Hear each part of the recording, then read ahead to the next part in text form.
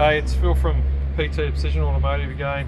Got a Nissan Navara 2007 model. This thing's come in, customers complaining of lack of power and blowing heaps of black smoke. We've had a quick look at it. I thought it might have blown a turbo hose or something like that. Anyway, I checked a few quick things over. Everything seemed okay. The turbo pressure on the scan tool was showing correct, but it felt like driving like it had no boost pressure at all and drives that way. It's horrible. So these are a bit of a tricky thing. Like, someone's been in here, right? The bloke's only just bought it. So someone's put turbo hoses on it, someone's put a new suction control valve in it, a new EGR heat exchanger. It's had a bodgy thing. It's had one new fuel injector put in it and one new fuel pipe put in it. I don't know why you just do one. So that was a bit of a concern as well. Maybe injectors were over fueling. They weren't programmed either, which was strange that it was even running correct or running okay. But so I've got an idea of what it could be. I mean, it could have blocked exhaust and all that sort of stuff as well. I mean, we're just looking at it now, but instead of us going off the scan tool, because sometimes there's a pressure sensor in down in here in the intercooler. You're not going to see it. I can pull it forward a little bit in there, but I've put a T-piece on that with my own vacuum and pressure gauge. So at least I can rule out the turbo, because the turbo feels really weak when it's sitting here and just revving it. But we'll drive it. I'll show you what it does. I don't know why the EPA hasn't picked him up. Actually, it's so bad. Anyway, I'll show you. Let's take the drive. All right. I forgot to mention this is a D40 as well. So the thing starts and runs, idles nice. Yeah, no problems, no smoke at all. I've got my gauge set up so I can read my gauge, yeah? So it's on 0 now, which is meant to, no vacuum in a diesel engine. So I got a piece of tape there saying 7 or 8 PSI there. But just to sort of gauge it, so I know where 7 or 8 PSI is, and this thing should be wrapping down, you know, around the 20 PSI, so something like that. So anyway, so ABS lights on as well, which is another issue. He seems to think the ABS light being on is not allowing it to go into 4-wheel drive, but I don't think that's the case in this. But I've got another sensor coming for it. So just to show you, I don't know if I won't drive it too far. I don't think I'll just drive it out. Can you see out the back, or no? You're not going to see there. So this here, hang on. So this is going flat out.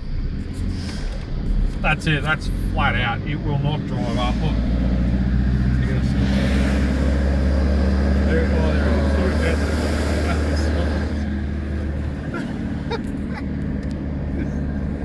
Look, let's go around. Alright? So that's all the smoke coming out of it. So I'm filling the street full of smoke here. And it doesn't go. Smells good.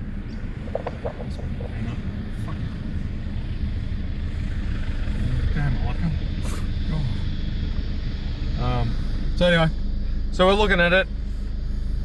I think, I'm just saying out loud, I reckon it's the EGR valve on this. No codes, except for the ABS. But I've seen these before and people get trapped in replacing a lot of different things. But we'll soon find out, yeah? Okay, so we've renewed the EGR valve. It is the cause of the problem. There is a lot of carbon build up. It's fucking all in the exhaust. I mean, it's coming out like paper. It's that thick. But our idea was to get the thing up and running, a lot of power. I've got an ABS wheel speed sensor coming for it, which has got the light on. I actually haven't tried the 4-wheel drive mode. I might try it. But the power is incredible now. So you got rolling, and I accelerate. There it goes. That's flying. Oh, that's a bad one. But it's got, I don't know, 90% more power than what it had before previous. but driving like a normal car now, so should really have a DeCarbon and a few other things. Brake pedal feels a bit low, but that's it. Just a quick one. It's a bit of a mystery for that. They don't throw any codes on. I've had them, these EGRs, I've had them cause all sorts of issues. So I've even had them cause feeling like it's the engine sort of binding up, but I should always have that. But knocking. Yeah. Anyway, I mean that's it. It's all good to go. Yeah. So I might just show this one as well. So we've got the motor fixed, but the ABS light is on, as we've said. We know what the problem is with that. So I have just tried to chuck it into four-wheel drive. It won't go into four-wheel drive. So this might be another little one. Yeah, it might be the ABS sensor, or the wheel speed sensor, sorry, in the driver's side front that's causing that not to go into four-wheel drive. So we might as well document that as well, I suppose.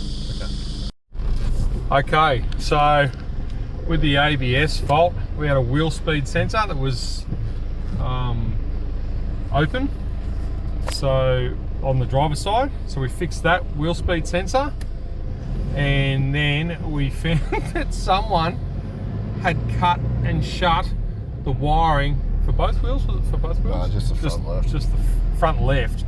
So the other side, they'd cut and shut the wiring harness up to the ABS control module, which was basically cut and twisted together and taped back together, and they'd also fucking butchered the connection into the ABS module. You know, you got the big multi-connection that goes in.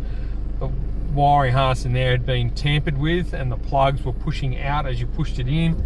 Mate, it was bloody an abortion. The module, I think, was faulty as well. So we got a second-hand module. We got the harness snipped off the second-hand one, came with new pins, and put the plug on. Fixed the wiring up, got it all. The ABS module is off. So this is just a little add-on. So now it selects four-wheel drive. Look at that, she's locked on. And that is, I think... That's you. That is definitely you. Doesn't like it. Straight into the ball. Yeah, so that is now in four-wheel drive. So that, as you can hear, the wheels slipping. That's right. So anyway, so that's good. So there's multiple problems with this thing. And power, unreal. Oh, that's going great guns. So he's going to be stoked. He bought it from out west somewhere.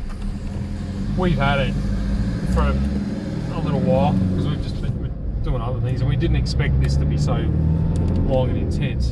But plus Australian mode. Yeah, great result.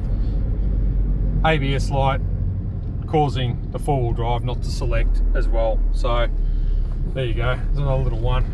Just got to look over the car. Okay, so it's a good result.